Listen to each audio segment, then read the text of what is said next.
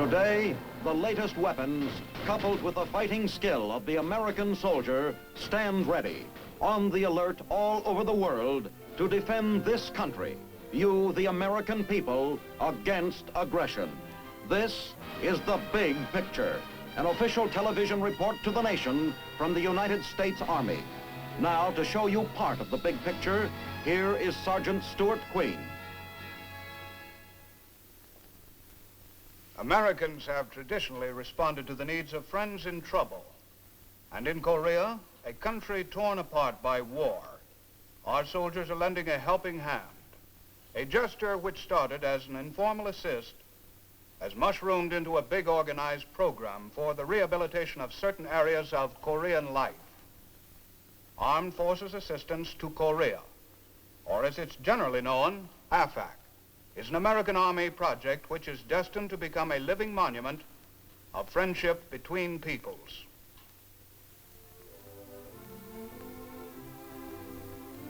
Just about everybody saw it in the newsreels. General Mark Clark signed for the UN forces, and the war in Korea came to a halt. The shooting war, that is, because there was still a big fight going on, a struggle for survival for most of Korea. The grim tragedy of war was plainly written on the face of that nation, and being a soldier with the UN forces, you just couldn't help but be moved by all the suffering, hardship, and poverty. It was pretty obvious that these people needed help, and plenty of it.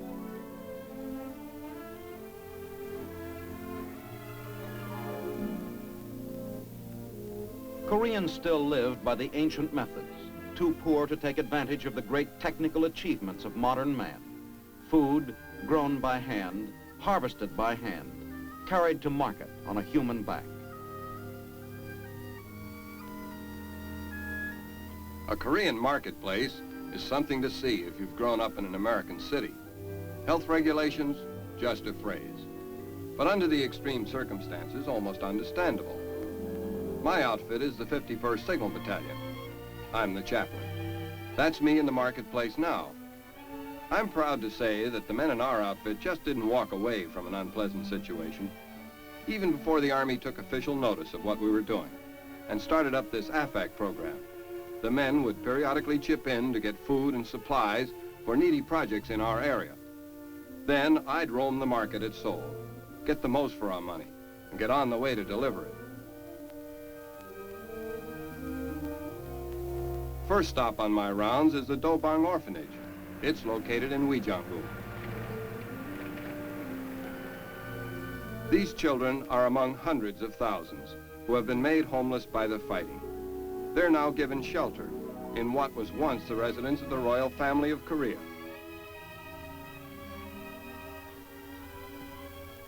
Mrs. Won Hun-young, wife of the director, helped stack the gifts on the porch of the inner court building. No formalities here, no diplomatic procedures, just goodwill generated between American soldiers and a bunch of Korean kids. Our outfit also contributes to a school run by an American religious order. Among the presents I've brought for these kids are erasers. We've tied them to a string for safekeeping. These kids are just like kids all over the world, natural entertainers. Whenever they're happy, they play. And it's a real field day for a camera enthusiast like myself.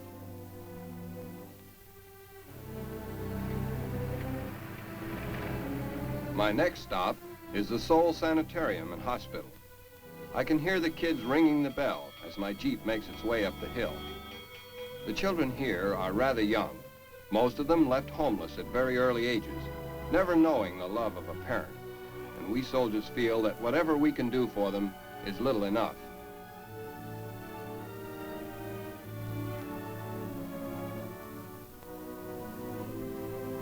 At the hospital, I'm met by an old friend, Mrs. Grace Kim An. She's supervisor of nurses training. Writing tablets were what they asked for last time I was here, and I'm happy to be able to bring them this visit.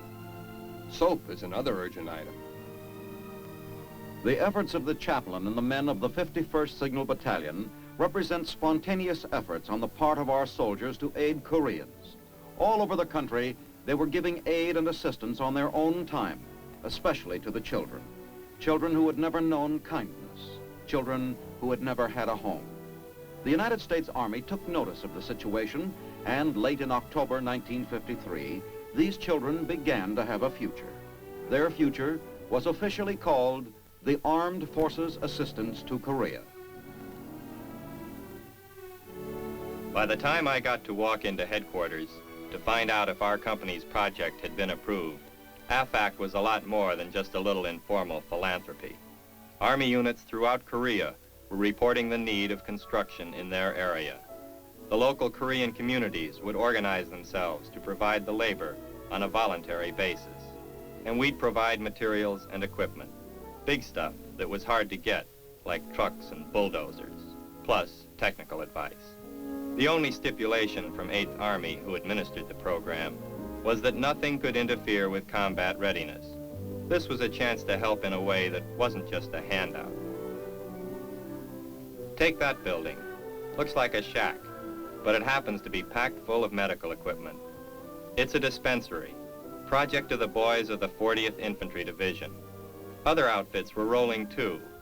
This is what Lieutenant Colonel Morris had to say when the 4th Signal Battalion got started on another project. It is with pleasure indeed that the men of the 4th Signal Battalion take on the task of building new facilities to this Jade Civilian Hospital. Not too long ago, the 4th Signal Battalion built this hospital so that the Korean citizens of this locality could be given proper medical attention. We are proud that we have been able to help. We are again happy to assist the Korean people once more by adding a new operating room and new wards. This project calls for much material, which is being furnished by the United States government. The men of the 4th Signal Battalion, 10th United States Corps, will do the construction work assisted by Korean civilians. Together we will build a more efficient and useful hospital. Now I'd like to introduce Dr. Kim, head of the Jade Civilian Hospital. Dr. Kim. Dr. Kim Bong-mo doesn't speak any English, but the translation of his remarks foretell mutual understanding and trust. This hospital for Korean medical patients is a wonderful gift from the people of the United States. I'm very happy to thank Colonel Morris, commanding officer of the 4th Signal Battalion, for the fine job his men are doing in building this hospital. I thank the 10th Corps Civil Affairs Office and the people of the United States. AFAK projects mushroomed as requests for assistance poured in from the small communities. These opportunities for self-help were eagerly seized. Children contributed a great portion of the labor, handling hundreds of pieces of tile which would form the roof of their badly needed school.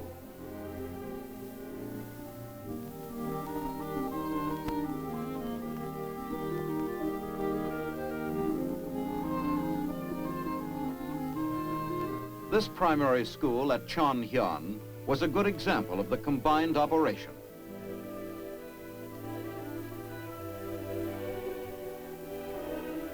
Lumber and many kinds of technical assistance were donated by the men of the 48th Field Artillery Battalion.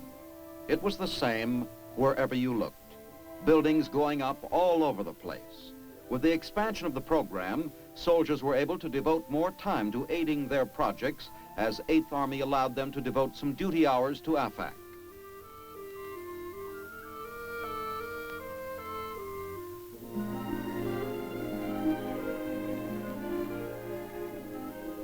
This interest was bringing new hope for thousands of kids who just a short time before had been told by the communists that Americans eat children and that the food and candy are poisoned. These were children who had recently lived in caves and shipping crates and whose only food was begged, stolen, or found in garbage dumps. Each completed project was helping to raise this nation from the depths of poverty, giving a people strength to resist the nearby communist plague which feeds on adversity. An early challenge to the full resources of the program came when a devastating fire swept across the city of Busan. The blaze raged for 3 full days. It laid waste to the commercial heart of the city and left more than 30,000 homeless. A special provisional staff section of the Busan military post was organized, and with almost $2 million of AFAK funds made available, the work of relief, rehabilitation, and reconstruction began. Outfits like the 453rd Engineer Construction Battalion, 84th Engineer Battalion, and the 24th Infantry moved right in with heavy equipment and highly specialized construction personnel. Republic of Korea engineer troops, augmented by infantrymen from ROK divisions, did the actual construction. And one of the most amazing aspects of the undertaking was the rapid training of nearly 2,000 troops in the fundamentals of Western-style building methods, including prefabrication.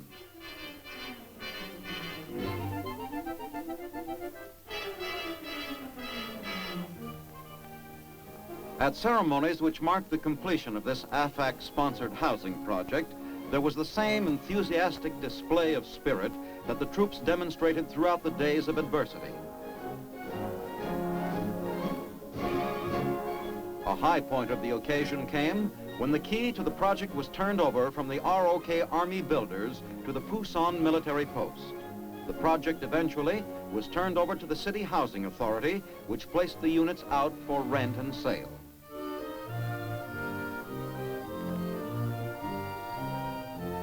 A monument was unveiled. It commemorated the combined efforts of the American and Korean soldiers which produced these desperately needed homes. Then came the big moment when the ribbon was cut to officially open the 111 house project. But that still wasn't the end of AFAK participation. Victims of the Busan catastrophe, who were completely wiped out, got a new start in the form of a kit which contained utensils for cooking and eating. Vitally needed equipment from AFAK funds to people who would have to wait and save for months or years before they might again collect the basic implements of daily living.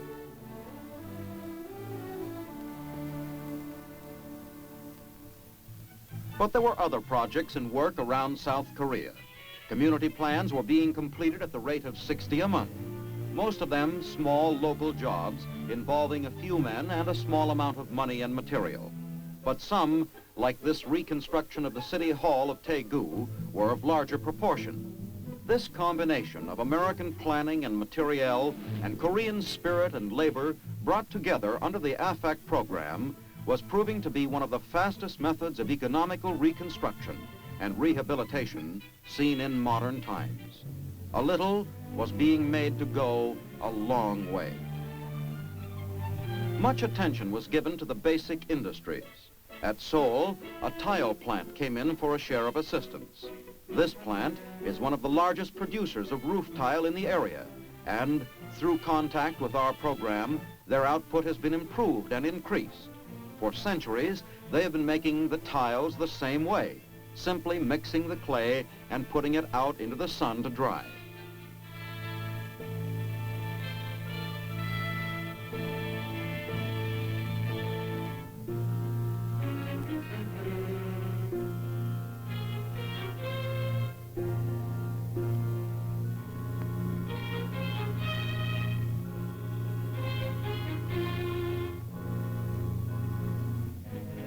A suggestion by a member of an AFAK technical team resulted in a change of technique.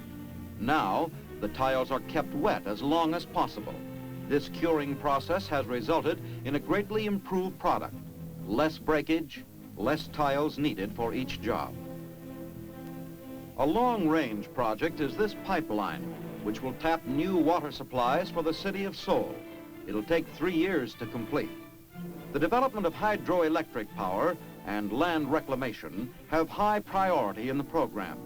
AFAK funds and equipment help restore one of the major sources of water and power on the peninsula. The Hak Dam, one of the largest in the Chorwan Valley. Its 34 gates control the water supply for 2,000 acres of rice paddies. Men of the 194th Engineers received certificates of appreciation from Agriculture Minister Yang Song-pyong. but a project of more immediate concern. Reconstruction of a bridge which carries traffic in and out of the Korean capital. The daily rumblings of military and civilian vehicles have caused the structure to become unsafe. A pontoon bridge is strung across the Han River to drain off some of the traffic load. The M4 span is completed in 4 days, making speedy repairs possible.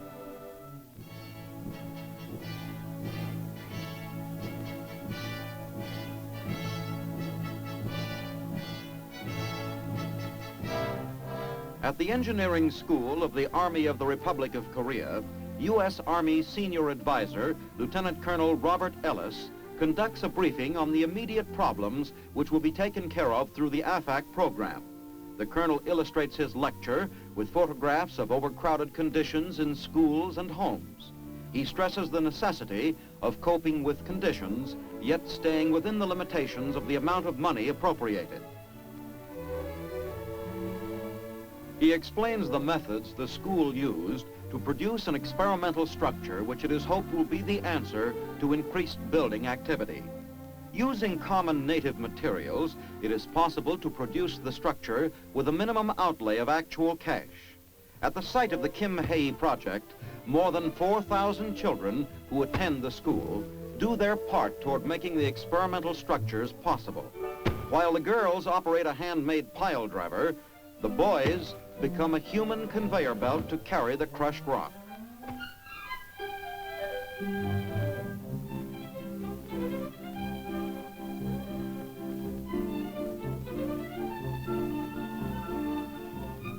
Old dilapidated shacks will soon be vacated because of joint efforts on the part of the American Army and a small Korean community.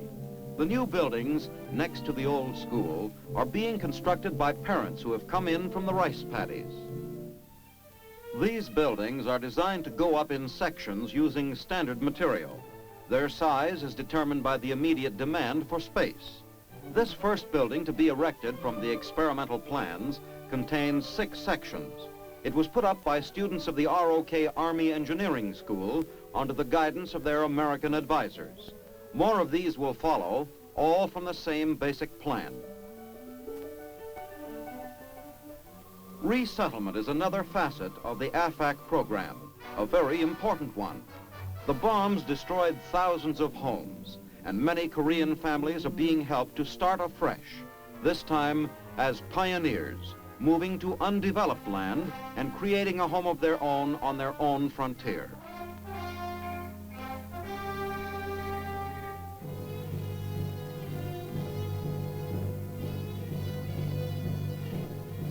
These people have moved many times in the past few years, each time hoping it would be permanent. But this move promises to be all they expect. Their destination will be to a place they can call home.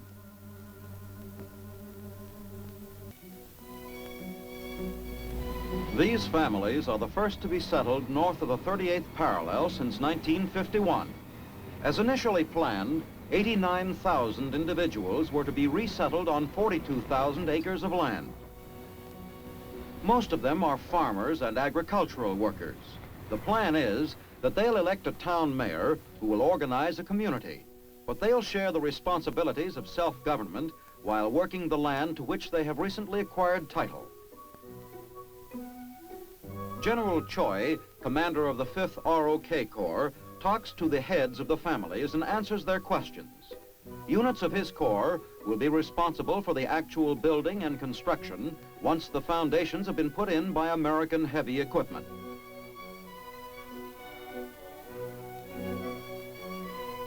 Responsibility for the entire project rests with the U.S. 9th Corps, and their headquarters and the site is visited by General Maxwell Taylor.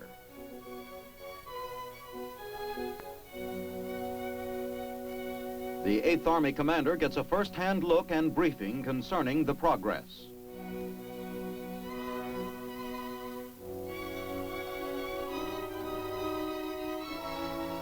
This first town to be resettled north of the 38th parallel will be called Samsan-ni. It will serve as a model for those to be built in the future.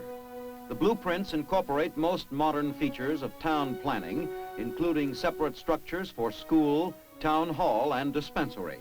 A complete community germinated and produced through the Armed Forces Assistance Program. It was the 22nd Signal Battalion that first became interested in us. During the early Reconstruction days, they contributed much of the funds which started Sumyang University back on the road to usefulness. Being a native of nearby Seoul and a student at the school, I watched the college take shape once more. You see, it had been looted and dismantled by the communists. In America, you have so many universities. Here you can count our colleges on one hand. That's why the last days of reconstructions were so exciting. We were going back to school again. Once the carpenters were finished, students filled the campus. There are 900 of us from all parts of the Republic of Korea. We are a private school, self-governing and subject only to the certain laws recognized by all educational institutions in our country. From time to time,